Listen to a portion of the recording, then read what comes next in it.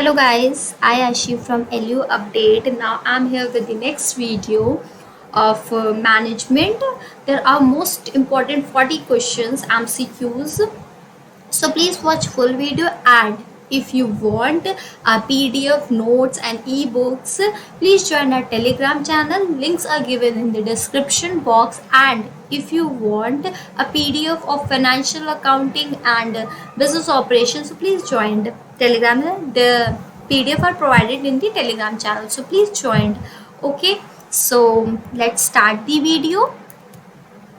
The first question is, which term best describes the process of obtaining, developing and utilizing a varieties of essential resources to contribute to an organization's success?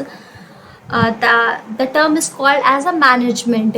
Management is a process in which we obtain and developing and utilizing a varieties of resources. We utilize the varieties of resources to contribute so that the organization can achieve their goal successfully. Okay, so answer will be D, management. Okay, then there is a next question, which title is given to an individual who is in the charge of and coordinate the activities of the groups of the employee engaged in a related activities within the unit of an organization. That person that are in charge is called as a manager, who coordinates the activities. जो जितने भी employers work कर रहे होते हैं organisation में, उनके activities को कंट्रोल करता है, कोऑर्डिनेट करता है, उनको डायरेक्ट करता है, उनको एडवाइस करता है. सो उस पर्सन को हम लोग मैनेजर बोलते हैं. So answer will be A, manager. Okay, then there is a next question, which management functions involve setting goal and objective and creating a specific plan for completing them. That process is called as planning. Basically planning, पहले हम लोग किसी भी organisation को setup करने के लिए हम लोग पहले प्लान करते हैं कि हम लोग का क्या गोल होगा, ऑर्गेनाइजेशन के क्या ऑब्जेक्टिव्स होंगे, हम उन ऑब्जेक्टिव्स उन गोल्स को कैसे अचीव करेंगे, कौन कौन से स्ट्रैटेजीज, कौन कौन से टारगेट्स बनाने, हम लोग को क्या क्या अडॉप्ट करना है, हम लोग को कैसे हम लोग की परफॉर्मेंस होगी, वो सब बेसिकली क्या होता है, किसके थ्रू, क्या प्लानिंग, मैनेजमेंट प्लानिंग की ज़रूरत होती है. प्लानिंग के थ्रू एक ऑर्गेनाइजेशन किसी भी गोल को अचीव कर सकती है. Okay, so answer will be A. Then there is a next question, which level of the management is responsible for establishing a vision for the organization, developing broad plans and strategies and directing subordinate managers? Which level, कौन सा ऐसा level of executive management में कौन सा ऐसा level का मतलब person होता है जो बेसिकली क्या करता है कि हम लोग के मतलब डेवलप करता है प्लान्स को, स्ट्रैटेजीज को, और डायरेक्ट करता है मैनेजर्स, सबऑर्डिनेट, उनके जो नीचे मैनेजर्स होते हैं उनको डायरेक्ट करता है कि किस तरह से हम लोग को वर्क करना है.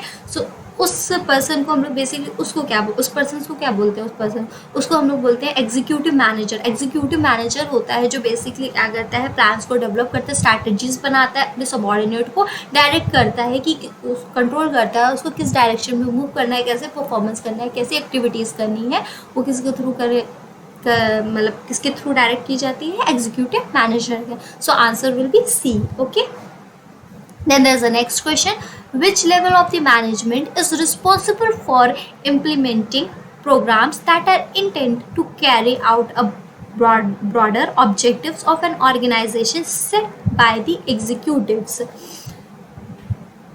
is set by the middle manager. Basically middle manager he responsible होता है, जो क्या करता है बेसिकली जितने भी परफॉर्मेंस कैरिड आउट मतलब बिजनेस में कैरी ऑन हो रहे हैं, किस तरह से कैरी ऑन हो रहे, किस तरह से परफॉर्मेंस हो रही है, वो बेसिकली मिडल मैनेजर के द्वारा ही मतलब डायरेक्ट की जाती है उनकी. Okay, so answer will be B.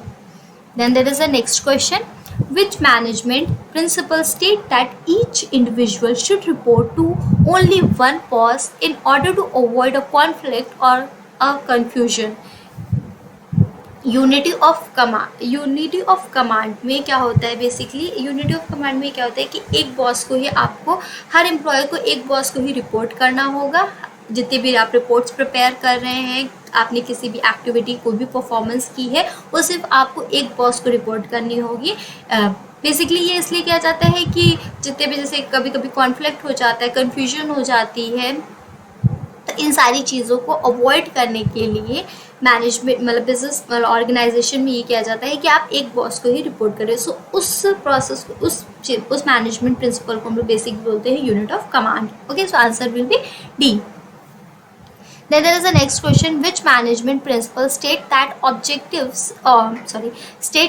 orders and the instructions should follow down from top to the bottom or from the higher level manager to the lower level management? Chain of command. Chain of command में क्या होता है? Basically जो top level manager एक direct मतलब एक order को पास करता है, रूल्स एंड रेगुलेशंस बनाता है, और उसके बाद नीचे नीचे जो उसके सबऑर्डिनेट्स होते हैं, सबऑर्डिनेट मैनेजर्स होते हैं, वो उनको फॉलो अप करते हैं. सो उस प्रिंसिपल को चेन ऑफ कमांड बोलते हैं. So answer will be B. Then there is the next question: a manager who possesses knowledge of the process, equipments, and potential problems and in industries would possess which types of a marginal skill? Marginal skill, उस process of margin, which type of marginal skill is called? Is a technical marginal skill. That process is called as a technical. Basically technical marginal skill में ही equipment, potential problem जितने भी industries की होती है उनकी knowledge रखने वाला manager जो होते हैं उनको टेक्निकल मैनेजर बोलते हैं. So answer will be A. Okay, then there is a next question. D, ability of a manager to interfere and work effectively within individual and groups is descriptive of which types of a marginal skill? Basically किसी के कोई भी जैसे जो ability of a manager की भी ability होती है कि आप एम्प्लॉयज़ के वर्क में इंटरफेयर करें और उनको डायरेक्ट करें कि आप हर इंडिविजुअल और ग्रुप्स ऑफ जो एम्प्लॉयज़ होंगे उनको डायरेक्ट करें कि आप मतलब इफेक्टिवली वर्क करें, स्मूथली वर्क करें, किस डायरेक्शन में वर्क करना है. उस एबिलिटी ऑफ ए मैनेजर जो होती है उसको बेसिकली हम लोग interpersonal ability of a manager marginal skills को कहते हैं. Interpersonal marginal skills. So answer will be C, जिसमें मैनेजर क्या करता है? इंटरफेयर करता है इंडिविजुअल के वर्क में और उनको बताता है कि आपको किस तरह से काम करना है इफेक्टिवली और efficiently. Okay, then there is a next question. By exceeding a monthly market budget set for a business, a manager would fail to meet which type of a performance measure? Basically कभी कभी क्या होता है कि monthly जो भी marketing budget होता है कंपनी को वो एक्सीड कर जाता है. सो मैनेजर क्या मतलब मैनेजर कौन सी ऐसी परफॉर्मेंस होती है जो वो मतलब परफॉर्म नहीं कर पाता है. So that is called as a cost and the budget control. Basically वो इस परफॉर्मेंस को परफॉर्म करने में फेल हो जाता है. Okay, so answer will be C, cost and budget control. Okay, then there is a next question. If a manager leads a team to exceed their monthly goal of a new clients, which type of a performance result has they attained? किस type के मतलब result को attain करेंगे? Quantity. Okay, so quantity performance को basically attain करेंगे. Okay, so answer will be A. Then there is a next question. Next question में ये है कि for a manager which should take a priority, the job task और the employee performing the job. For the manager which मतलब कौन सी ऐसी type की मतलब मैनेजर को क्या मतलब किस चीज़ को प्रायोरिटी देनी चाहिए, जॉब टास्क को या फिर और एम्प्लॉय जो भी एम्प्लॉयज़ की परफॉर्मेंस होती है परफॉर्मिंग द जॉब को. So answer will be neither. Manager should balance interest in the job task with the needs of the employee performing the job. इन दोनों में से किसी को एक को प्रायोरिटी नहीं देनी चाहिए. मतलब दोनों में के बीच में बैलेंस बना के एम्प्लॉयज़ मतलब मैनेजर को रखना चाहिए कि वो क्या कर सके, जॉब टास्क को भी फुलफिल कर सके, मतलब कर सके, पूरा कर सके, और जो भी नीड्स होती है एम्प्लॉयज़ की परफॉर्मिंग, जो एम्प्लॉय परफॉर्म कर रहे हैं जॉब को, उनकी नीड्स को भी सेटिस्फाई कर सके. So answer will be C, neither. Okay, then there is the next question. Economic uncertainty, regularity requirement and new competitors are the examples of which type of a factor that affect manager? कौन से ऐसे factors होते हैं जो manager की मतलब economic uncertainty और regulatory requirement को इफेक्ट करते हैं। एक्सटर्नल फैक्टर्स बेसिकली होते हैं, जैसे न्यू कॉम्पिटिटर्स आ गए हैं, ये बेसिकली क्या करते हैं, मैनेजर के जो भी मैनेजर को मतलब अफेक्ट करते हैं, मतलब फैक्टर्स को अफेक्ट करते हैं, external factors. Okay, so answer will be D. Then there is a next question, which management functions involve measuring results, comparing results to expectations and taking corrective action। मतलब आप major करते हैं results को, performance को, result का मतलब compare करते हैं, मेजर करते हैं, रिजल्ट्स को कंपेयर करते हैं, और आप करेक्ट मतलब जो भी एक्शन आपको लेना है वो लेते हैं। उसको बेसिकली हम लोग क्या करते हैं, उसको बोलते हैं कंट्रोलिंग। कंट्रोलिंग में ही क्या होता है कि आप पहले परफॉर्मेंस को कंपेयर करते हैं, आप मेजर करते हैं कि क्या रिजल्ट आया है, और आप फिर उसके बाद एक आप करेक्ट डिसीजन लेते हैं कि आपको आगे क्या परफॉर्म करना है, मतलब आगे आपको कैसे बिजनेस को कंटिन्यू करना है। Okay, so that process is called as a controlling. Okay, so answer will be D. Then there's the next question. Which type of issues are first level manager routinely influenced by? कौन से ऐसे मतलब issues होते हैं जिससे manager क्या होता है, डेली मतलब रूटीन मतलब डेली क्या होता है, इन्फ्लुएंस्ड होता है। वो शॉर्ट रेंज इश्यूज, जो शॉर्ट रेंजेस इश्यूज होते हैं बेसिकली, वो इन्फ्लुएंस करते हैं मैनेजर्स को। Okay, so answer will be B. Then there is a next question, which of the following characteristics or a manager has been effective। Basically जो manager का characteristic मतलब जो एक मेन गोल होता है, एक मतलब मेन जो मतलब मैनेजर को परफॉर्म करना होता है इफेक्टिवली, वो होता है कि एक ऑर्गेनाइजेशन की क्या गोल्स है, क्या ऑब्जेक्टिव्स है, उसको अचीव करना बेसिकली मैनेजर का काम होता है। उसको फर्स्ट जो भी इम्पोर्टेंस जो भी आप कह लें, उसकी परफॉर्मेंस जो होती है वो वही होती है कि ऑर्गेनाइजेशन के जो गोल्स हैं, जो ऑब्जेक्टिव है, उसको कैसे अचीव करे, उसको कैसे फुलफिल करे। Okay, so answer will be C, their objective, they achieve their goals and objectives. Okay, then there is a next question, which of the following characteristics a manager as being a efficient. पहले effective किस तरह से होता है और efficient किस तरह से होता है। बेसिकली एफिशिएंट क्या होता है, कब होता है कि manager they interview, select and train peoples who are most suitable to fill open jobs. Manager basically कि कोई भी जॉब में किसको लेना है, कौन सा ऐसा पर्सन है जो उसके अंदर एबिलिटी है कि वो इस जॉब को फुलफिल कर सकते हैं, जो भी रिक्वायरमेंट है वो उसको फुलफिल कर सकते हैं। ये मैनेजर की ड्यूटी होती है कि वो ऐसे पर्सन को एम्प्लॉय करे जो क्या कर सके, जो ऑर्गेनाइजेशन के गोल्स है उसको फुलफिल कर सके, उसको जो भी जॉब टारगेट्स है उसको अचीव कर सके। सो उसको पहले क्या होता है, इंटरव्यू करना उसका, उस पर्सन को, उसको फिर सेलेक्ट करना और उसको फिर ट्रेन करना उसके जॉब के अकॉर्डिंग। ठीक है, सो ये मैनेजर का ही रिस्पॉन्सिबिलिटी होती है। So answer will be D. Then there is a next question, which management principle states that the work should be divided so that each person will perform a specialized मतलब position. मतलब आपका जो work है वो हर एक person के मतलब according मतलब डिवाइड होना चाहिए कि किसको क्या करना है। सो इससे क्या होगा कि हर एक मतलब इंडिविजुअल अपना परफॉर्म करेगा, अपना टास्क को परफॉर्म करेगा, और जो गोल होगा ऑर्गेनाइजेशन का वो जल्दी अचीव हो जाएगा।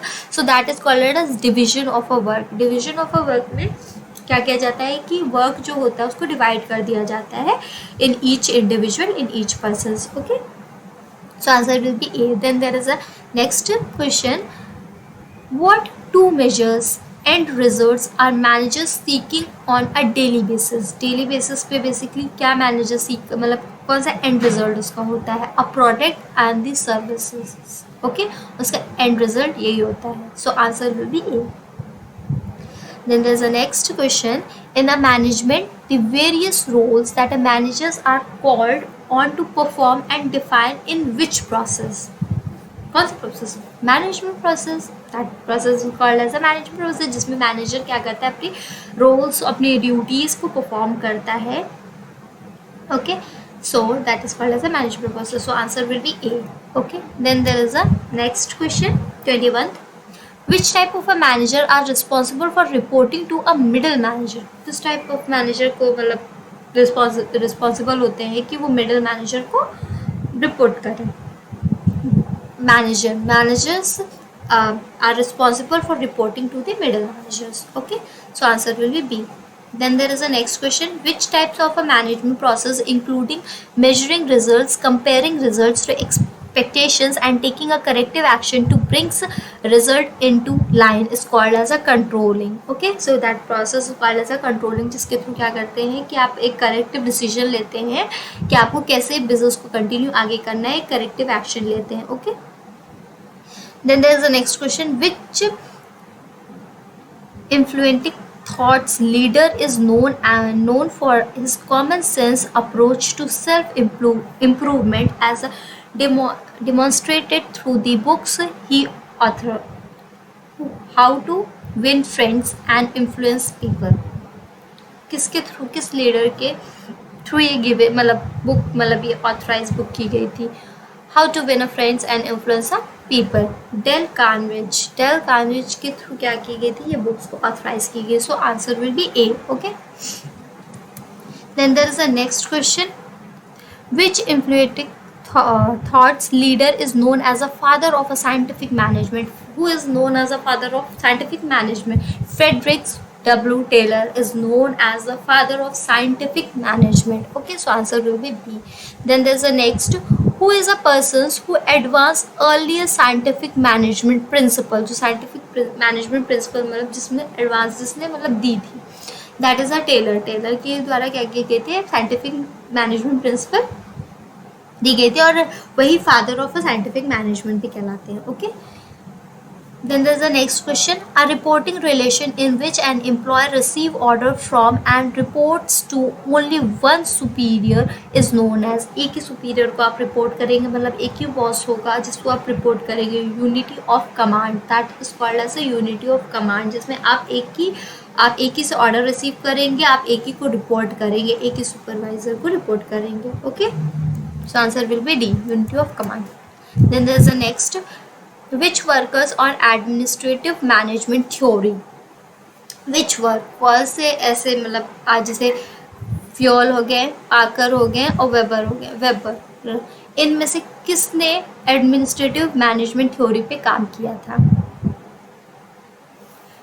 फ्यूल और वेबर के द्वारा इन एडमिनिस्ट्रेटिव मैनेजमेंट थ्योरी को, मतलब इन दोनों ने ही क्या किया था, इस पे वर्क किया था. So answer will be A, Fayol और वेबर. ओके.